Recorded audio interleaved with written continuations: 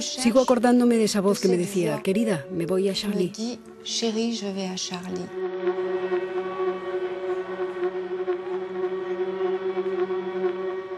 Para mí, cada día supone un dolor insoportable. No lo superaré. Los efectos de aquel día perdurarán por siempre.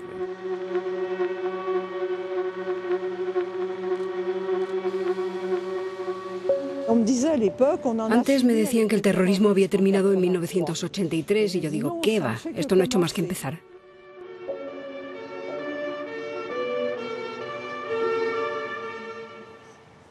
¿Cómo seguir viviendo tras un atentado terrorista? Françoise Rudetsky ha hecho de esta causa un combate. En 1983, ella y su marido fueron víctimas de un atentado en el restaurante Grand Beaufort de París.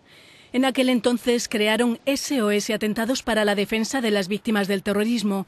Aquí nos muestra una estatua dedicada a los damnificados. Nuestro combate comenzó en 1986 con la creación de un fondo de solidaridad que era único en el mundo y que indemnizaba a las víctimas del terrorismo.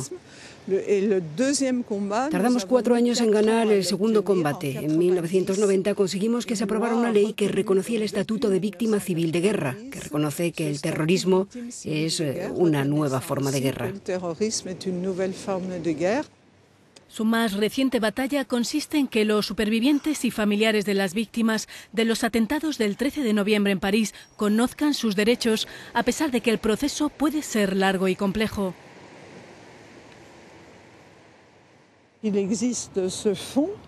Ese fondo ya existía y se alimenta de una contribución de solidaridad nacional que todo el mundo paga en Francia y que es una suma módica de poco más de 4 euros.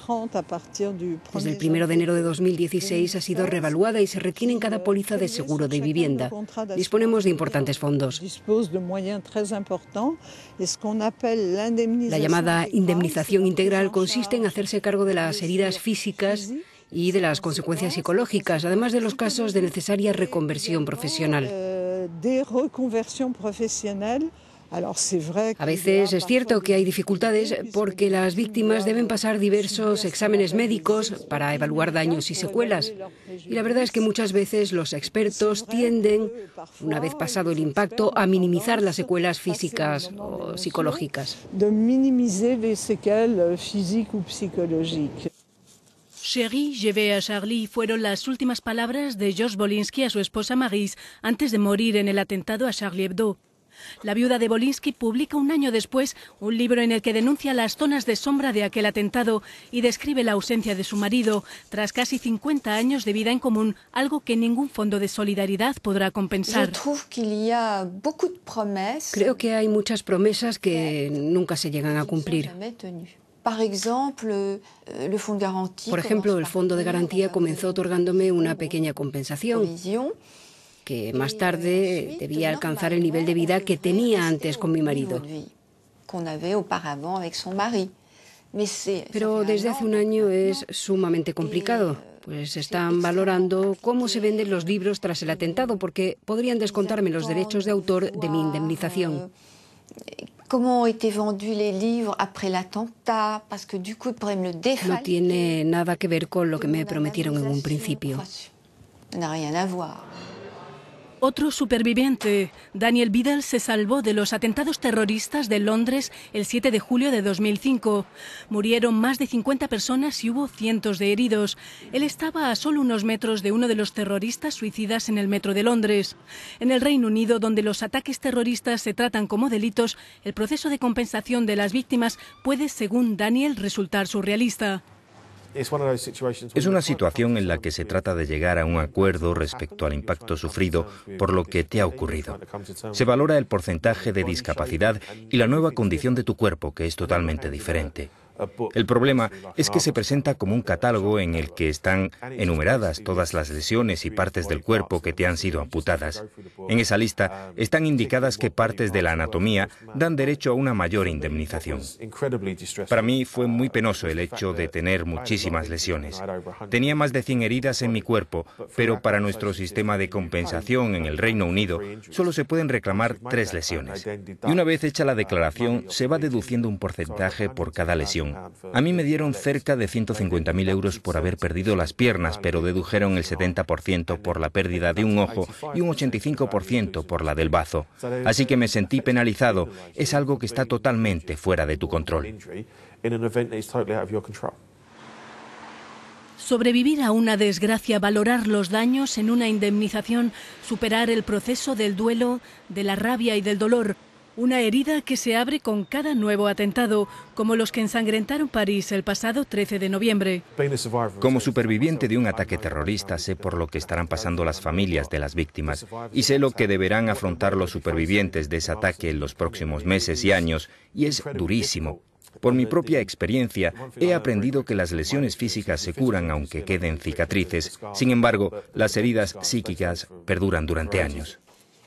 Con el libro Querida, me voy a Charlie, Maryse Wolinski ha querido cerrar cicatrices y sobre todo plantear preguntas que quedaron sin respuesta tras los atentados de Charlie Hebdo. He escrito este libro porque la frase Querida, me voy a Charlie me atormentaba continuamente.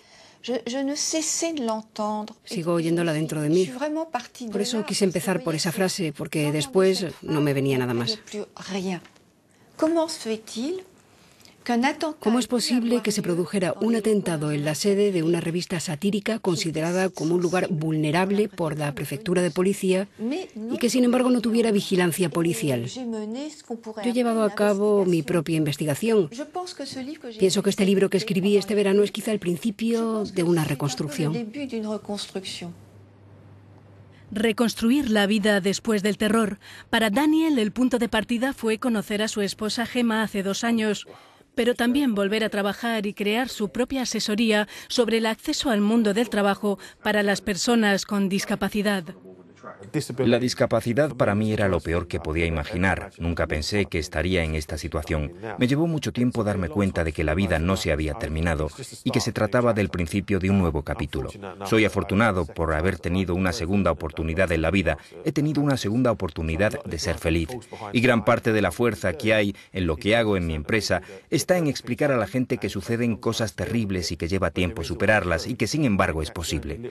Podemos hacer más sencillo el camino, por ejemplo, podemos facilitar el acceso a un restaurante, a un hotel o una escapada de fin de semana para poder seguir llevando la vida que uno tenía. Si podemos hacer lo posible, entonces hemos conseguido algo bueno.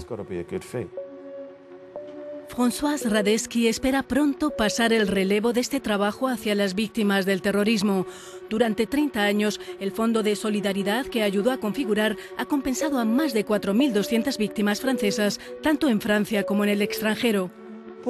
En mi opinión, no debe haber una diferencia entre las víctimas de Charlie, ya fueran personas conocidas o periodistas. Para mí, todas las víctimas deben ser tratadas igual, ya sea un indigente o alguien muy conocido. Y de eso me siento orgullosa.